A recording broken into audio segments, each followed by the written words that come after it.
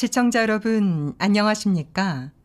중공 폭정의 그리스도인 탄압박해 실태입니다. 저는 오한입니다. 중공 사악한 정당이 그리스도인을 체포하고 박해하는 행태는 잔혹하기 그지없습니다.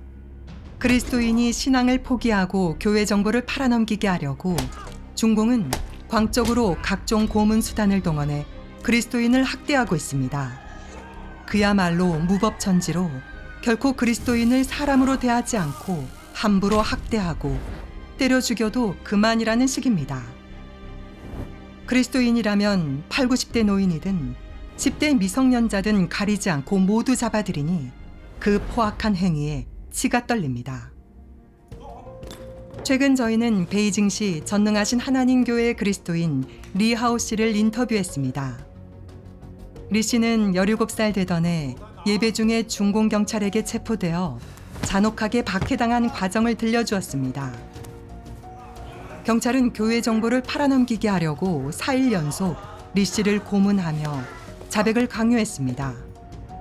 심하게 구타하고 끓는 물로 화상을 입히고 불로 유두와 손바닥을 찢이고 손가락을 짓이겼을 뿐만 아니라 수갑의 톱니로 화상을 입은 등을 무자비하게 긁어대기까지 했습니다.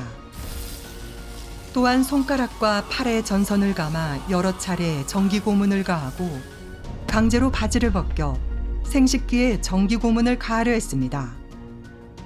리 씨는 필사적으로 몸부림치면서 반항했습니다.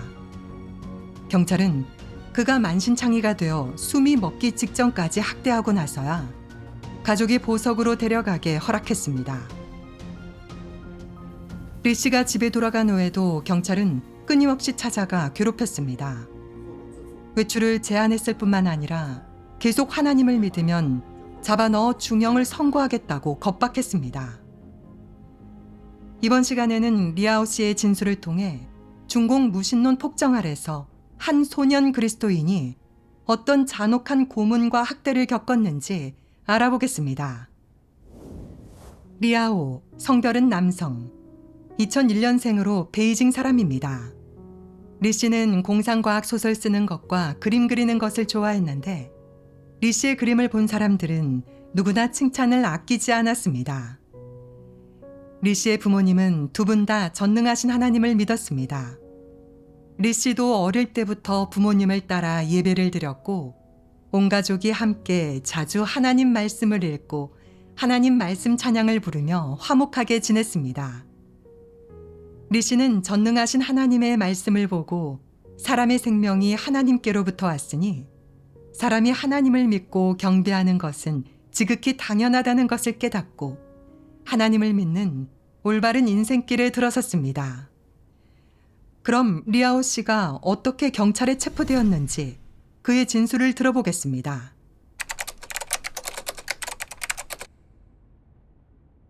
记得那是2018年 2018년 12월 17일 밤 9시쯤으로 기억해요. 4명의 형제님과 예배를 드리고 있었어요. 근데 갑자기 집안의 불이 확 꺼지는 거예요. 처음에는 그냥 불이 나간 줄 알고 손전등을 켜서 두꺼비 집을 확인했는데 차단기는 그대로더라고요. 베란다로 가서 밖을 봤더니 맞은편 건물에는 불 켜진 곳이 꽤 많고 옆집도 불이 나가지 않았더라고요. 그 순간 마음이 좀 불안해지는 거예요. 10분도 안 돼서 갑자기 밖에서 문이 부서져라 두드리는 소리가 들리고 누가 크게 외치더라고요. 저희가 미처 상황을 파악하기도 전에 문이 부서지며 열렸죠. 경찰 무리가 손전등을 비추며 들이닥치더니 큰 소리로 그랬어요. 움직이지 마. 똑바로 서. 손 들어. 그 사람들은 신분증도 보여주지 않고 저희한테 두 손을 등 뒤로 꺾어 수갑을 채우고 복면을 씌웠어요. 그때 한 경찰이 말하는 소리가 들렸죠. 전기 올려. 그러니 집안에 다시 불이 들어왔어요. 제가 슬쩍 고개를 들어 복면 틈 사이로 보니까 거실이 거의 꽉 찰 정도로 사람이 서 있었는데 경찰이 거의 20명은 돼 보였어요. 그 사람들은 저희를 갈라놓더니 벽에 기대 바닥에 앉으라고 윽박질렀어요. 사실 중국에서 하나님을 믿으면 언젠가 잡힐 날이 올 거라는 건 진작 알고 있었지만 그날이 이렇게 빨리 올 줄은 몰랐어요. 그때 속으로 좀 긴장되고 무서웠는데 하나님 집의 영화 17살? 닥쳐가 떠오르더라고요. 영화 속 형제님도 17살이었는데 경찰은 미성년자라는 걸 전혀 개의치 않고 똑같이 고문했죠. 심지어 전기봉으로 생식기를 지지기까지 했고요. 나도 그런 잔혹한 고문을 당하게 되진 않을까 하는 생각이 들더라고요. 그 형제님이 굳게 서서 증거했던 걸 떠올리며 저도 굳게 마음먹었어요. 경찰이 어떻게 고문하든 하나님을 의지하고 절대 유다가 되지 않겠다고요. 그 후에 경찰들이 집안을 여기저기 뒤지는 소리가 들리더라고요. 경찰들이 나누는 대화를 듣고 이번 체포작전이 저희 몇 명만 노린 게 아니라는 걸 알았죠. 다른 예배 장소 여러 곳도 급습했고 그곳 형제자매님들도 전부 잡아갔다는 거였어요. 조금 후에 경찰은 저희를 한 명씩 침실로 끌고 가 신문하면서 교회 상황을 캐물었어요. 제가 입을 열지 않으니까 한 경찰이 제 뺨을 2대 세게 때리더니 무릎으로 아랫배를 사정없이 가격하더라고요. 너무 아파서 몸을 웅크렸죠. 아랫배에 경련이 일면서 숨쉬기조차 힘들었어요. 그리고 나서 경찰은 저희를 교육기지라는 곳으로 압송해 갔어요.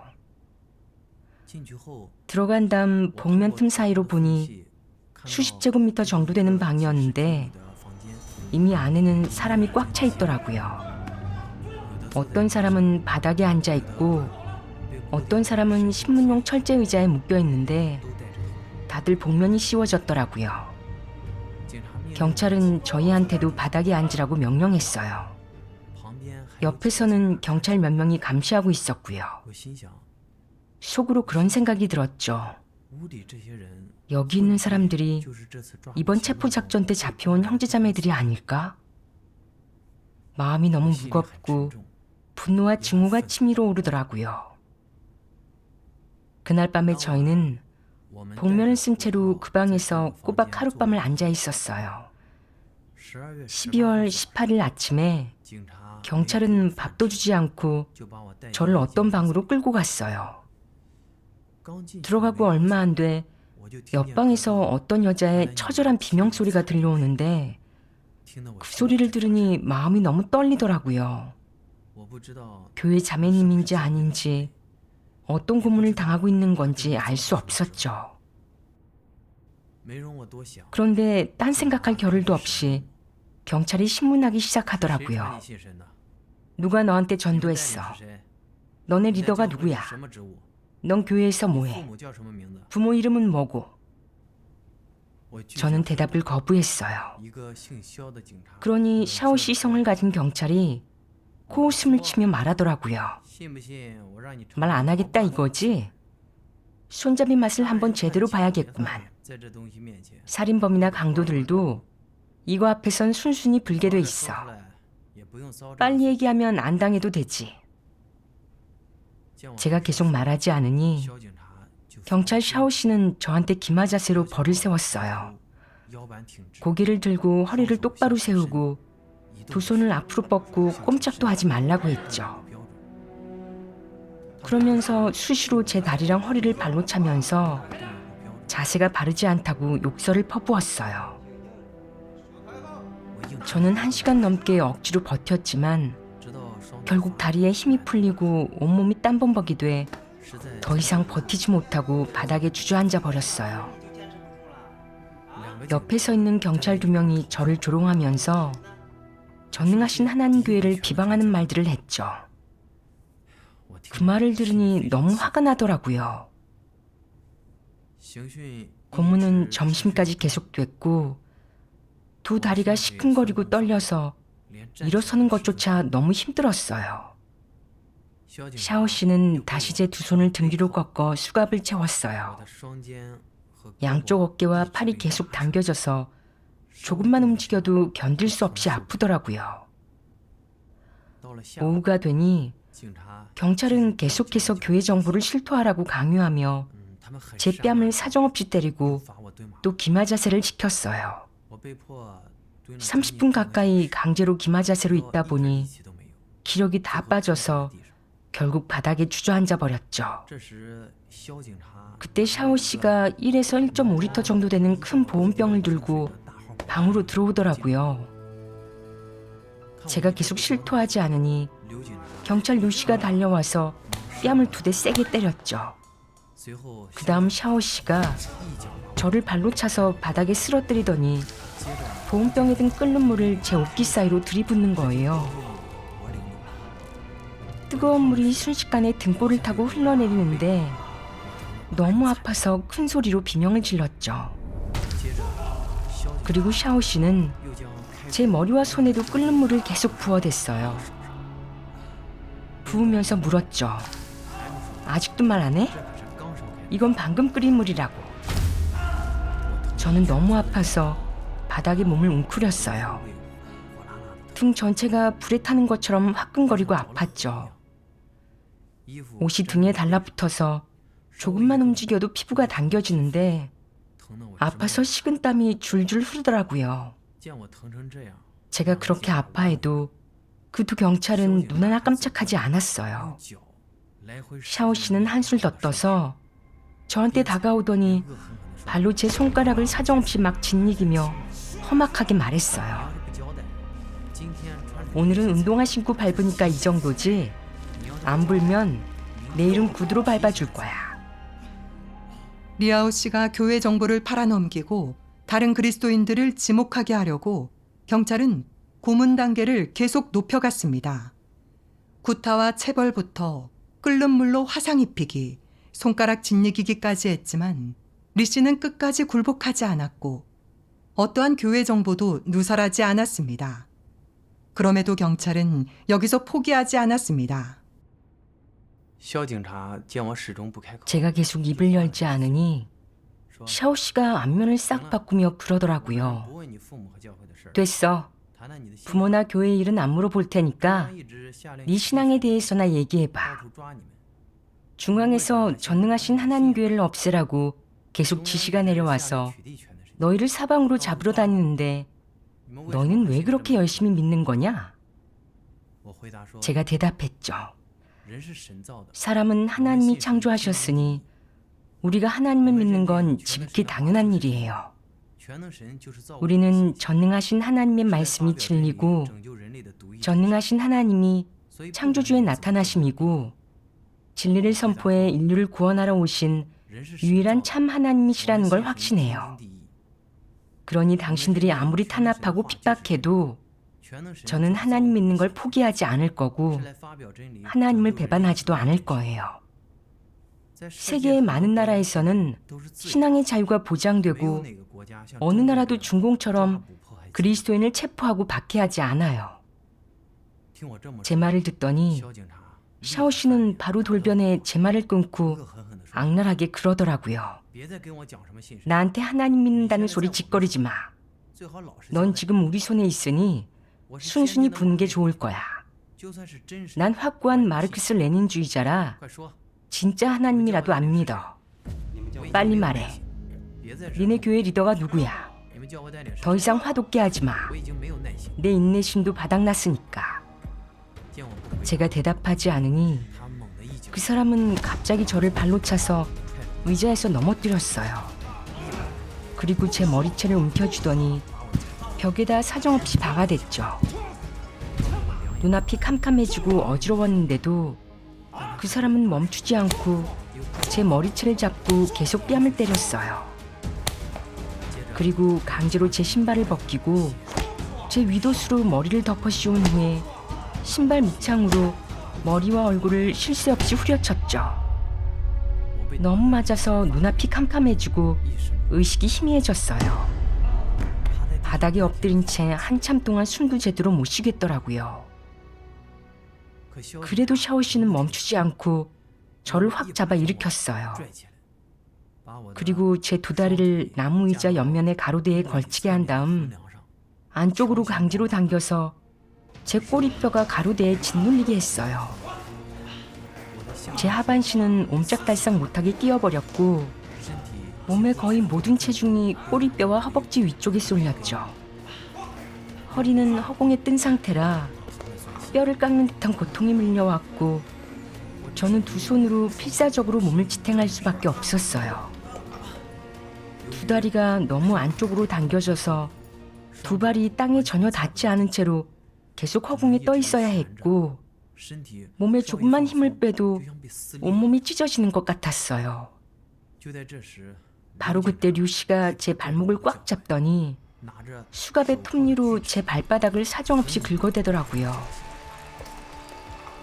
순간 살을 파고드는 고통에 온몸이 떨렸죠. 본능적으로 몸이 계속 뒤로 움츠러들었지만 저는 이를 악물고 비명을 참았어요. 그래도 두 경찰은 끝내지 않고 또 저를 확 잡아당기더니 얼굴을 벽에 대고 꼼짝 못하게 짓누르더라고요. 그 사람들은 강제로 제 옷을 들추고 화상을 입은 제 등을 드러내더니 수갑의 톱니로 제 등을 사정없이 긁어댔어요. 아파서 온몸에 식은땀이 줄줄 흐르고 등가죽이 산채로 벗겨지는 것 같았어요. 저는 이를 꽉 물고 비명 한번 지르지 않았지만 눈물이 하염없이 흘러내리더라고요. 조금 후에 경찰은 또 저한테 기마 자세를 하라고 시켰고 저는 결국 버티다 못해 바닥에 주저앉아 버렸어요. 샤오 씨는 계속 포기하지 않고 다시 저를 확 낚아채듯 일으켜 세우더니 제 머리를 탁자에 사정없이 짓눌렀어요. 그 사람들은 스테인리스 그릇을 제 머리에 엎어놓고는 그 위로 뜨거운 끓는 물을 부었어요. 끓는 물이 그릇면을 타고 흘러내리면서 두피와 얼굴이 불타는 것처럼 화끈거리고 아팠죠. 그렇게 두 경찰은 몇 시간 동안 고문하며 자백을 강요했지만 여전히 제 입에서 어떤 정보도 나오지 않으니 결국 화가 나서 나가버렸어요. 저녁쯤 형사대 대장 허우 씨도 신문 현장에 왔어요. 그 사람은 오자마자 부모님 이름을 대라고 강요했죠.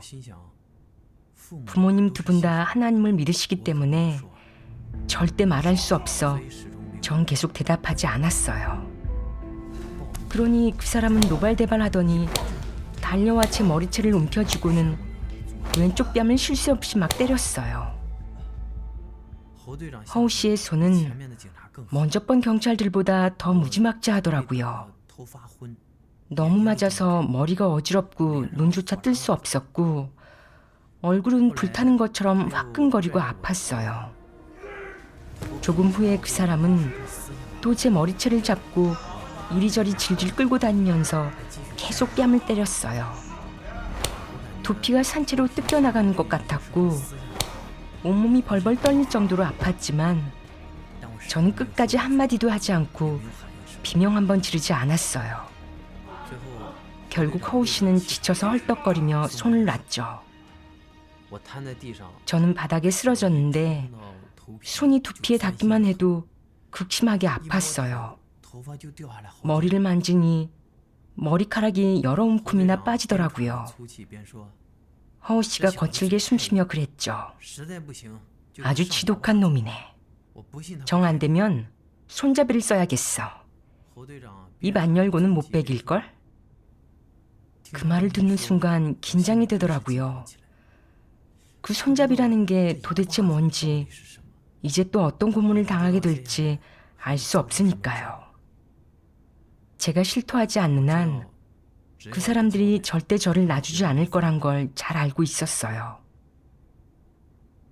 다음 날 아침 일찍 그 사람들이 다시 저를 신문하기 시작하더라고요. 제가 그래도 실토하지 않으니 험악하게 그랬죠. 안 불면 찬물 샤워나 시켜주지. 그리고 두 경찰이 저를 화장실로 끌고 가 강제로 옷을 다 벗으라고 했어요. 등에 전날 끓는 물 화상을 입은 데다 수갑 품리에 긁혀 벗겨진 상태라 옷을 벗을 때 상처에 살짝 스치기만 해도 살점이 떨어져 나갈 것처럼 아팠어요. 그 사람들은 저한테 호스로 계속 찬물을 뿌려댔어요. 그때가 마침 겨울이라 온몸이 덜덜 떨리고 숨이 가빠질 만큼 추웠거든요. 찬물이 등에 난 상처에 닿을 때는 누군가 몽둥이로 상처를 막 쑤셔대는 것 같더라고요. 그 고통은 정말 말로 다 할 수가 없었어요. 샤오 씨는 저한테 물을 뿌리며 교회 정보를 대라고 압박했죠. 제가 대답하지 않으니 코와 입을 향해 계속 물을 뿌려댔어요. 코와 입 안으로 물이 들어차서 연신 기침이 나고 숨도 쉴 수 없었어요. 거의 30분 가까이 물을 뿌려댔는데도 제가 끝까지 입을 열지 않으니 샤오 씨는 머리끝까지 화가 나서 소리쳤어요. 보니까 더 독한 방법을 써야겠군. 경찰은 리아오 씨에게 교회 정보를 말하게 하려고 한층 더 비열한 수단을 썼습니다. 리아오 씨와 함께 체포된 17살 그리스도인 정신 씨가 정기 고문을 당하는 과정을 지켜보게 한 것입니다. 리 씨의 심리적 방어선을 무너뜨려 굴복시키려는 속셈이었습니다. 电击郑鑫的是另一伙警察。 정신 형제한테 정기 고문을 가한 건 또 다른 경찰물이었어요. 그 사람들이 사용한 게 바로 전에 말한 손잡이였죠. 경찰이 사람에게 정기 고문을 가하기 위해 자체 제작한 장치인데 수동으로 손잡이를 돌려 발생시키는 전류로 사람에게 전기를 가하죠. 정신 형제는 고문 의자에 수갑으로 채워져 있었고 경찰은 전선 끝에 피복이 벗겨진 구리선을 형제의 손가락에 묶고 손잡이를 돌리며 험악하게 물었어요. 말할 거야 말 거야. 경찰이 손잡이를 돌릴 때마다 그 형제는 고통스러워했어요. 입을 벌리고 고개를 뒤로 젖힌 채 두 다리를 버둥거리며 눈물을 줄줄 흘렸죠. 한참 정기 고문을 받고 형제가 거의 반응이 없으니까 경찰은 얼굴에 물을 끼얹었어요. 형제가 조금 정신을 차리면 다시 손잡이를 돌려 정기 고문을 가했죠. 손잡이를 돌리며 교회 정보를 말하라고 다그쳤지만 그 형제는 큰 소리로 비명만 지르고 아무것도 말하지 않았어요. 형제가 정기 고문으로 죽을 듯이 고통스러워하는 걸 보니 마음이 너무 아파서 저도 모르게 눈물이 나더라고요. 속으로 생각했죠. 저 형제는 하나님을 믿은 지 2년도 안 됐는데 수차례 정기 고문을 당하면서도 입을 열지 않는구나. 정말 강인한 사람이야. 나도 입을 열지 않으면 저렇게 정기 고문을 당하겠지. 우리 둘 다 하나님을 의지해 이겨냈으면 좋겠다. 저는 정신 형제가 고통스러워하는 모습을 참아 볼 수 없어서 고개를 돌렸어요. 그러니 샤오 씨가 제 머리를 잡고 계속 쳐다보게 했고 음흉하게 웃으며 위협했어요. 봤지? 안 불면 다음은 네 차례야. 제가 대답하지 않으니 그 사람들은 길길이 날뛰며 저를 다시 화장실로 끌고 가 옷을 벗게 하고는 거의 30분 가까이 찬물을 뿌려댔어요. 그런 다음 다시 저를 신문실로 끌고 갔죠. 샤오 씨가 악랄하게 그랬어요. 계속 안 불면 이번엔 불맛이 어떤지 보여주지. 그러면서 강제로 제 손을 잡고 라이터로 손바닥을 찢었어요. 너무 아파서 본능적으로 피하려고 했지만 그 사람은 제 손을 꽉 잡고 놔주지 않았어요. 그리고 제 유두도 라이터로 지지면서 험악하게 그러는 거예요. 계속 안 불면 아예 바싹 익혀주지. 저는 너무 아파서 온몸을 덜덜 떨며 필사적으로 발버둥 쳤어요. 그 와중에 한 경찰은 핸드폰으로 제 사진을 찍어대며 나체 사진을 인터넷에 유포하겠다고 위협하더라고요. 수치심을 줘서 타협하게 할 심산이었죠. 그런데 저는 굴복하지 않았어요. 제가 끝까지 교회 정보를 말하지 않으니 그 사람들은 의도적으로 저를 떠보려고 관계없는 화제를 물어보고 그 다음엔 지금 몇 살이고 생일이 언제냐고 묻더라고요. 한 경찰이 휴대폰처럼 생긴 기기를 꺼내더니 한참을 조회했는데 제 신원 정보를 대조하는 것 같았어요. 그리고 나서 차갑게 그러더라고요. 네 가족 상황은 진작에 알아냈어. 네가 협조하는지 보려고 기회를 한 번 더 준 것뿐이지. 제가 계속 입을 굳게 다물고 있으니까 악질 경찰들은 아까 말했던 그 손잡이를 제가 있는 방으로 가져오더라고요. 그 기계를 보는 순간 공포심이 들었죠. 전 전기를 제일 무서워하거든요. 어릴 때 전기에 감전된 적이 있는데 그때 손가락 전체가 시퍼렇게 변해서 그 후론 전기를 아주 무서워하게 됐어요. 근데 이 상황을 피할 수 없다는 걸 알기 때문에 그저 묵묵히 하나님께 제 마음을 지켜주셔서 앞으로 일어날 이 모든 일을 마주할 믿음을 달라고 기도드리는 수밖에 없었어요. 그 후에 그 사람들은 또 저한테 교회 정보를 대라고 압박했고 제가 계속 대답하지 않으니까 전선 끝에 피복이 벗겨진 구리선을 제 오른손 검지와 중지에 묶고 손잡이를 돌려 전기 고문을 가기 시작했어요. 순식간에 수많은 쇠바늘이 손가락을 찌르는 것 같았죠.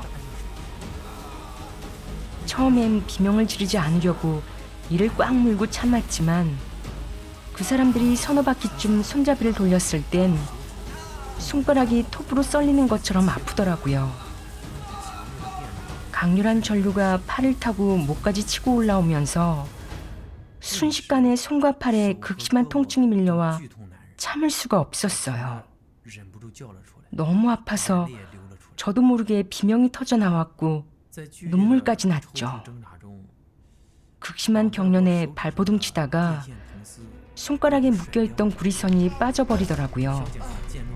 그러니까 샤오 씨가 즉시 달려들어 구리선을 다시 꽉 묶어놓고 제 왼손을 의자 등받이에 수갑으로 채웠죠.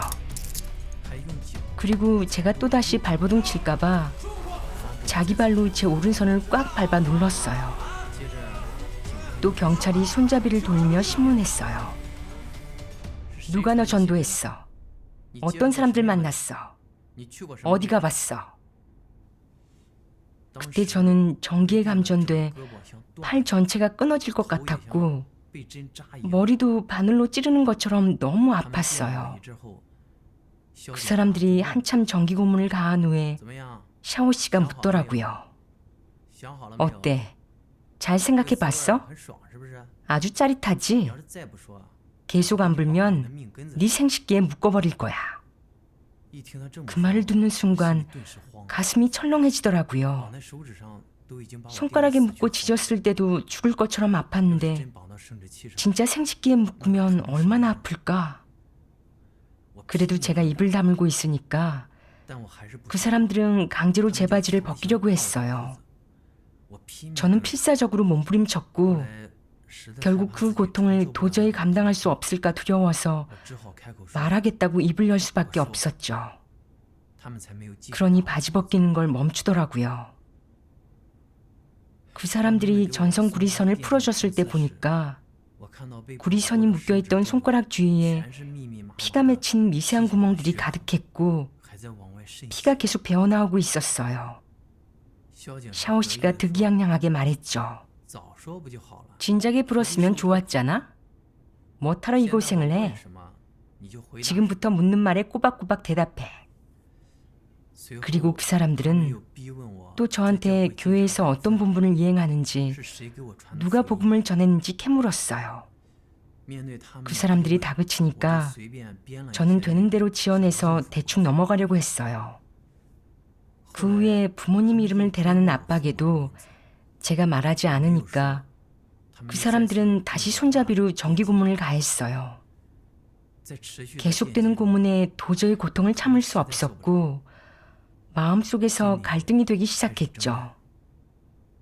전에 경찰들이 한 말을 떠올려 보니 이미 저와 가족에 대한 정보를 조사한 것 같았고 그럼 제가 말하든 안 하든 마찬가지일 것 같더라고요. 게다가 끊임없이 이어지는 정기 고문의 고통을 도저히 견딜 수 없어서 결국 어쩔 수 없이 부모님 이름을 말해버렸죠.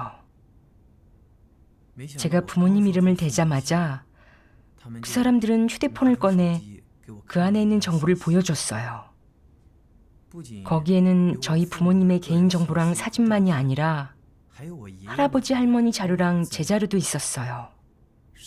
심지어 제가 초등학교 다닐 때 찍은 사진까지 찾아냈더라고요. 샤오 씨가 그랬죠. 사실 이런 건 진작에 다 알고 있었어. 네가 협조하는지 떠본 거지. 그 사람들은 또 부모님이 지금 어디 있는지 캐묻더라고요. 제가 그랬죠. 몰라요. 집을 나온 지 오래돼서 타지에서 일한다는 것만 알고 있어요. 그 뒤로는 아무리 캐물어도 부모님 행방을 밝히지 않았어요. 또 교회 책임자가 누군지 대라며 다그쳤지만 모른다고 했죠. 신문이 끝나고 그 사람들은 저를 다시 전에 갇혀있던 방으로 데려갔어요. 그날 밤 리아오 씨는 괴로움과 자책감에 빠져들어갔습니다. 리 씨는 경찰이 부모님을 찾아가 체포할까 봐 걱정되어 그저 부모님이 하루빨리 자신이 잡혔다는 소식을 듣고 제때 피하기만을 바랄 뿐이었습니다. 육체적 고통에 심적 고통까지 더해져 그는 뜬 눈으로 밤을 지새웠습니다. 12月20号上午 12월 20일 오전에 어떤 큰 방으로 끌려갔어요. 그 안에 10명 정도의 경찰들이 앉아 있었는데 그중 몇 명은 소파에 앉아 있었고 꽤 높은 사람 같아 보였어요. 압도적인 분위기에 순간 머릿속이 하얘지더라고요. 그 사람들이 저를 방 한가운데 앉혔죠. 그리고 한 경찰이 전날 제가 얘기했던 주소를 캐물으면서 저보고 앞장서서 확인하러 가자는 거예요.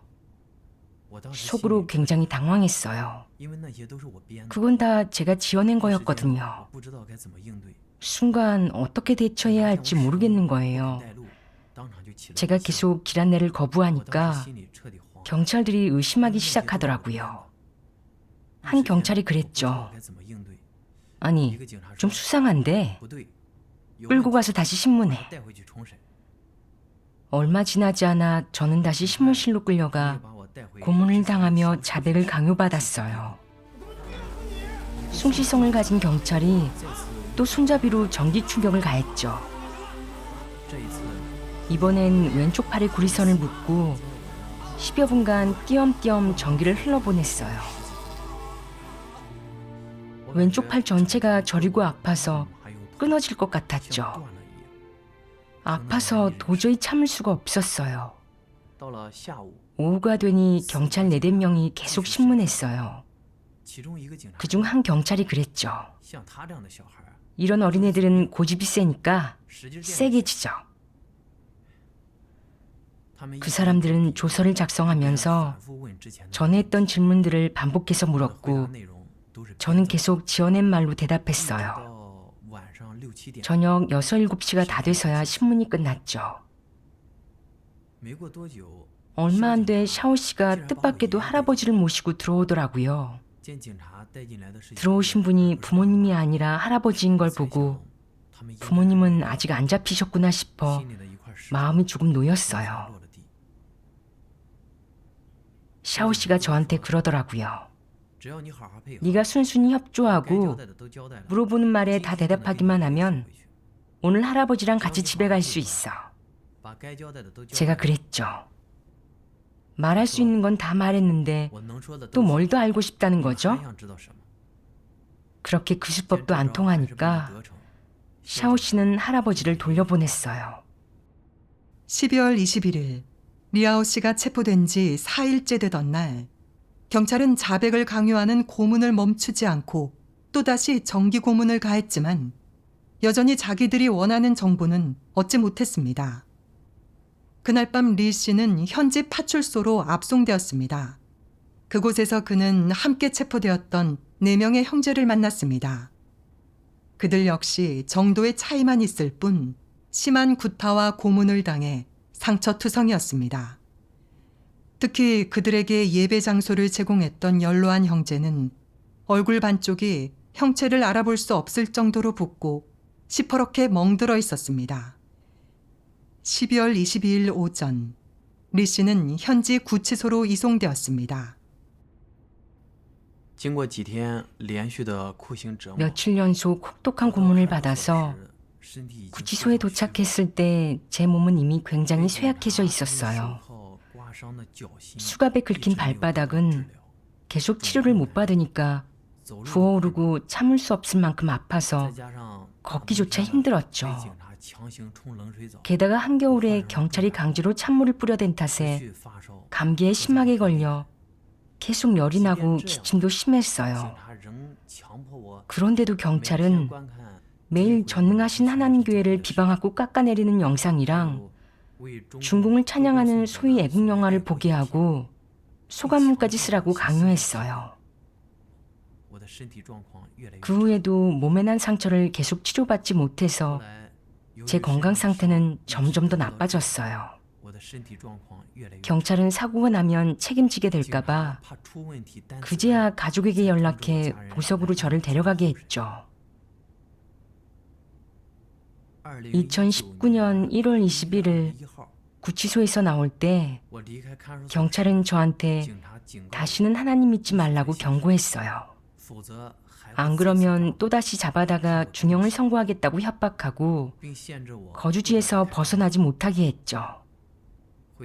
집에 돌아온 후에도 경찰이 계속 찾아와 소란을 일으키고 협박하는 바람에 온 가족이 방해를 받아 편하게 지낼 수가 없었어요. 중공의 끊임없는 괴롭힘과 감시, 체포 위협을 피하기 위해 저는 어쩔 수 없이 집을 떠나 여러 성과 도시를 전전하며 떠돌이 생활을 해야만 했어요. 신문 기간에 혹독한 고문을 당하고 특히 한겨울에 찬물 세례를 받은 것 때문에 저는 비염과 인후염 같은 후유증을 앓게 됐어요. 지금도 겨울만 되면 감기와 고열에 시달리죠. 지난 몇 년간 형제자매님들은 위험을 무릅쓰고 저를 받아줬어요. 2020년 2월부터 2026년 7월까지 저는 벌써 6년 넘게 밖에서 지내고 있어요. 그동안 몰래 집에 딱 한 번 갔다 왔죠. 집에 가서야 알았어요. 아버지도 2021년에 하나님을 믿는다는 이유로 경찰에 잡혀가셨고 어머니는 체포를 피해 계속 도피 중이시더라고요. 경찰은 그동안 수시로 집에 와서 저희 가족 상황을 알아봤어요. 이런 상황이다 보니 저는 집에 오래 머물지도 못하고 가족에 대한 아쉬움을 뒤로하고 다시 서둘러 나올 수밖에 없었어요. 돌아보면 17살 때 경찰에게 잡혀가 고문으로 자백을 강요당했던 일부터 어쩔 수 없이 집을 떠나 사방을 떠돌며 집이 있어도 돌아갈 수 없는 신세가 되기까지 그동안 고생도 많이 했지만 중공의 사악한 본질을 똑똑히 볼 수 있었어요. 중공은 사람이 하나님을 믿고 바른 길로 가는 걸 허락하지 않아요. 남녀노소를 불문하고 전능하신 하나님을 믿기만 하면 체포, 감금, 고문을 당하고 심지어 박해로 목숨을 잃게 돼요. 중공은 하나님을 증오하고 대적하는 악마예요. 사람을 잔혹하게 해치고 사람의 영혼을 삼키죠. 뼛속 깊이 중공이 증오스러워요. 앞으로 무슨 일이 일어나더라도 저는 끝까지 전능하신 하나님을 따를 거예요. 절대 후회하지 않아요. 이상은 그리스도인 리아오 씨가 중공 경찰에게 체포된 후 겪은 잔혹한 학대와 고문이었습니다. 베이징에는 그 밖에도 수많은 전능하신 하나님 교회 그리스도인들이 잔혹한 박해를 받고 있습니다. 2022년 9월 하순, 전능하신 하나님 교회 그리스도인을 겨냥한 베이징 경찰 측의 체포작전에서 최소 64명이 체포되어 고문과 세뇌를 당했습니다. 그리스도인 신희 씨도 그중 한 명입니다. 경찰은 신 씨에게서 교회 정보를 캐내려고 등 뒤로 수갑을 채우고 두 팔을 뒤로 사정없이 잡아당겼습니다. 신 씨는 너무 아파서 온몸이 벌벌 떨리고 땀범벅이 되었고 손목에서는 피가 흘렀습니다. 그런데도 경찰은 더 당겨서 아예 죽여버리라고 악에 받쳐 말했습니다. 신희 씨는 거의 온종일 등 뒤로 두 손에 수갑이 채워진 채 지내야 했고 그동안 먹지도 마시지도 못하고 화장실도 가지 못했습니다. 혈압은 230까지 치솟아 정상 수치를 훨씬 넘어섰고 상황이 몹시 위험했습니다. 하지만 경찰은 신 씨의 생사에는 아랑곳하지 않고 계속 고문하며 자백을 강요했습니다. 신 씨가 신앙을 포기하게 만들기 위해 한 경찰이 신 씨의 상처난 손목을 수갑으로 최소 15분 동안 반복해서 힘껏 짓누르자 신 씨는 너무 아파서 온몸을 떨었습니다. 또 경찰은 신 씨를 고문 의자에 앉혀놓고 커다란 쇠고리로 신 씨의 등을 짓누르며 두 손을 뒤로 사정없이 잡아당겨 참을 수 없는 고통을 가했습니다. 여러 날 계속된 고문으로 신 씨는 오른손이 불구가 되고 만성 통증에 시달리며 아예 일을 할 수 없게 되었습니다. 2024년 5월 하순, 그리스도인 장샤오 씨와 다른 21명의 그리스도인이 차례로 자택에서 체포된 후 구치소에 수감되었습니다.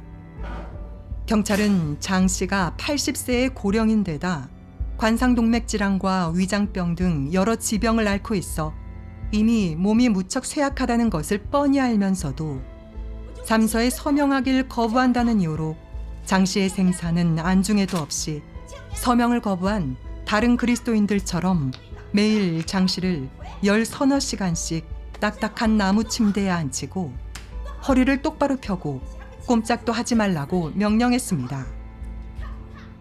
고령의 장 씨는 장기간의 체벌로 끔찍한 고통에 시달리다 6월 14일 고문 끝에 목숨을 잃고 말았습니다.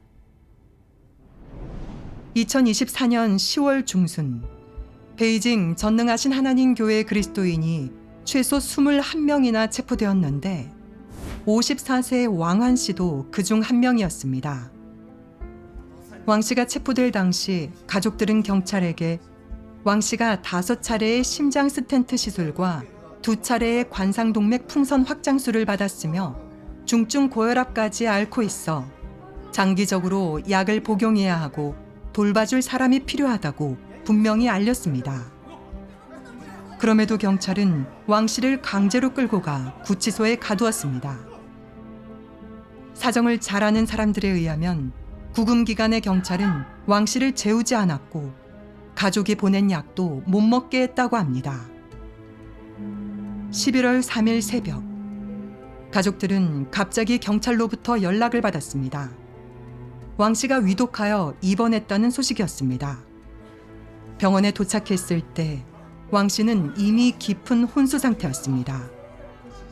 의사의 진단 결과 왕 씨는 심각한 뇌 손상으로 이미 식물인간 상태가 되었고 지금까지도 말을 하거나 팔다리를 움직이지 못한 채 유동식에 의존해 겨우 목숨을 이어가고 있습니다.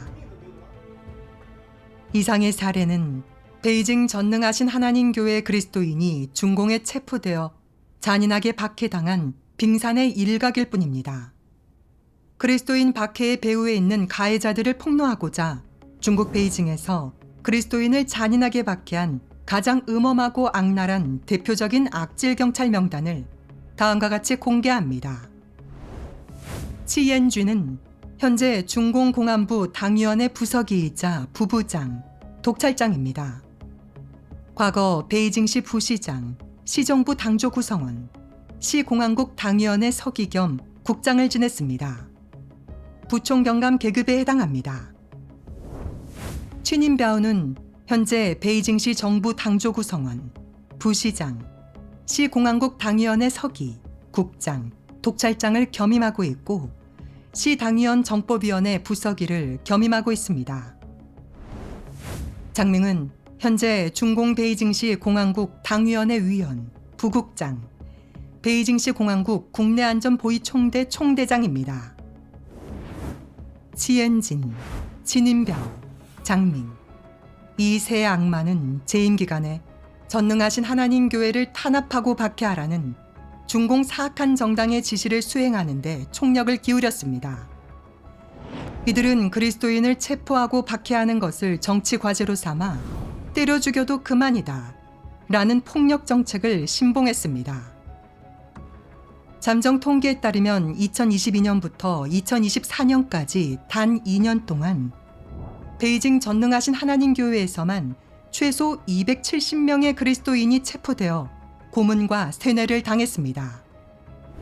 그중 베이징시 순위구 구치소 한 곳에서만 그리스도인 2명이 잔혹한 학대 끝에 목숨을 잃었고, 한 명은 고문 끝에 식물인간이 되었으며 한 명은 불구가 되었습니다. 이 4명의 그리스도인은 체포된 지 채 한 달도 안 되어 모두 불구가 되거나 목숨을 잃었습니다. 치엔진, 친윤벼우, 장밍의 주도와 통제 아래 베이징 경찰은 거침없이 그리스도인들을 잡아들이고 박해했습니다. 그들은 그리스도인들에게 삼서 서명을 강요하고 교회 정보를 팔아먹게 하기 위해 수단과 방법을 가리지 않고 각종 고문과 학대를 가했습니다. 예를 들면 등 뒤로 수갑 채우기, 전기 고문, 수갑 채워 매달기, 불로 지지기, 딱딱한 나무 침대에 장시간 앉혀두기 등입니다. 그리스도인들은 수시로 체포와 잔혹한 학대에 직면한 채 오랫동안 두려움에 떨며 살아가야 했습니다. 치엔진, 친윤벼우, 장밍은 악행을 첩첩이 쌓았고 그들의 손에는 그리스도인들의 피가 흥건히 묻어 있습니다. 그들은 바로 중공 악마 집단의 충실한 앞잡이이자 그리스도인들을 잔혹하게 해치고 학살한 도살자입니다. 오늘 내용은 여기까지입니다. 시청해 주셔서 감사합니다. 새 시대에 많은 관심 부탁드리며 중공 폭정의 그리스도인 탄압 박해 실태에도 많은 관심 부탁드립니다. 다음 시간에 뵙겠습니다.